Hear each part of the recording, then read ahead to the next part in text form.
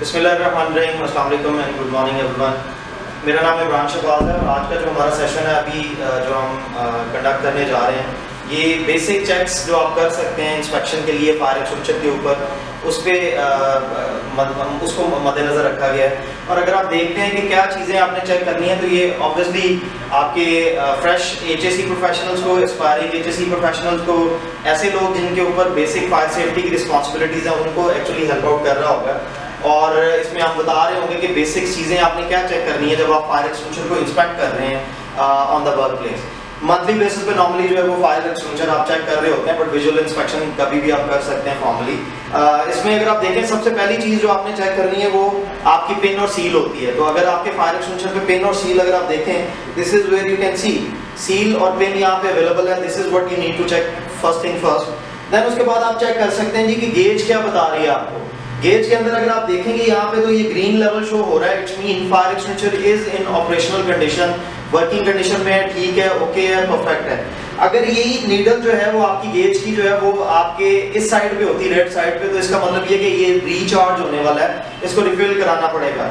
और अगर ये आपकी इस साइड पे आ जाती है तो इसका मतलब ये है कि इस डिस्चार्ज ओवरचार्ज हो चुका है, अगेन रीफिलिंग जरूरी होती है अगर आपका ओवरचार्ज भी हो जाता है तो उस केस के अंदर। फर्दर मोर आप लीवर चेक कर सकते हैं कि लीवर की कंडीशन इसकी क्या है, किस हालत में ये ठीक है, डैमेज तो नहीं है।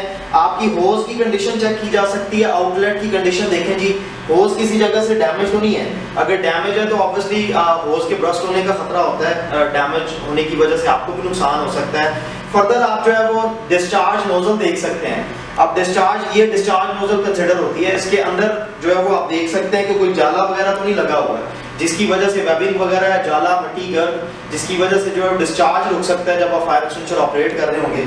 इसके अलावा physical condition of the fire extinguisher body आप चेक कर सकते हैं जी कि हाँ जी इसकी कंडीशन किस तरह की है, ठीक है या नहीं है। और अगर किसी जगह से रस्टी है तो उसको आप फौरी तौर पे चेक कर सकते हैं या अगेन डिस्कार्ड कर सकते हैं in that case. Further tag, fire extinguisher tag जो है वो आपके पास अवेलेबल होना चाहिए, लगा हुआ कि जी हाँ जी मंथली चेक के लिए जब आप चेक कर रहे हैं तो चेक करने के बाद जो है वो फायर एक्सटिंग्विशर टैग जो है वो उसके ऊपर आप लिख सकें किसने इंस्पेक्शन की है, किस डेट पे इंस्पेक्शन की है और इंस्पेक्शन नेक्स्ट कब होनी है या वैलिड कब तक है। This is what you can check, actually basic things जो आपके फायर एक्सटिंग्विशर के अंदर चेक की जा सकती हैं।